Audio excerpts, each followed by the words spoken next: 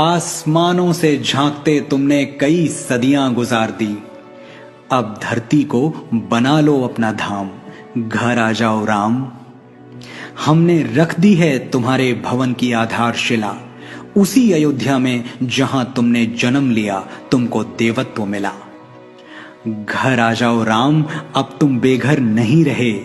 सरजू के तट फिर से तुम्हारे हुए, अवध के खेत खलिहान पोखर पनघट फिर से तुम्हारे हुए। पधारो अपने निवास में और क्षमा कर दो हमारी वो भूल जो अंकित है इतिहास में। हमने वो सूरज अंधेरे में फेंक दिया जिसने पूरी सृष्टि को उजाले में रखा। कैकेयी ने तो सिर्फ 14 बरस का वनवास दिया था, हमने 37 साल तुम्हें ताले में रखा। और तुम्हें निर्वासित करके हमें मिला क्या? एक ऐसी दुनिया जहां खुली हवा में भी दम घुटे।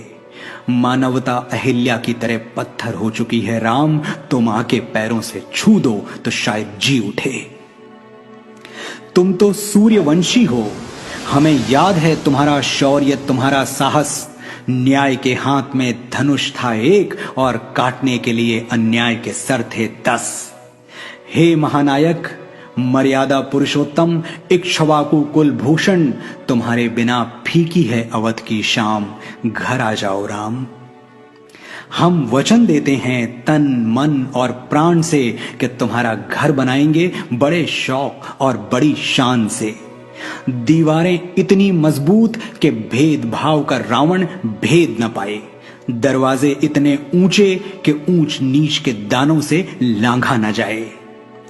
तुम्हारा शयन कक्ष वहां होगा जहां किसी बेबस की सिसकियां नींद में भी सुनाई दें, और तुम्हारी छत इतनी खुली होगी कि तीज का चंद्रमा और ईद का चांद दोनों दिखाई दें।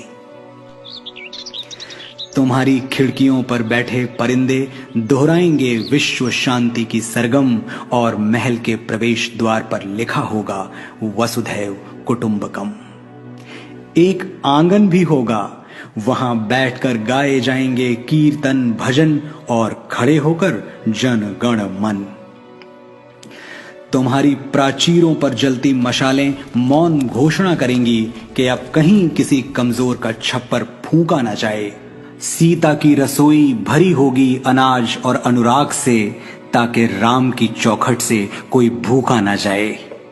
हमने रख दिया तुम्हारे भवन की नींव में पहला पत्थर, अब और न सताओ धनुर्धर। अनगिनत केवटों शबरियों सीताओं को प्रतीक्षा है तुम्हारी, घर आ जाओ मेरे राम, मेरे मंगल भवन अमंगल हारी।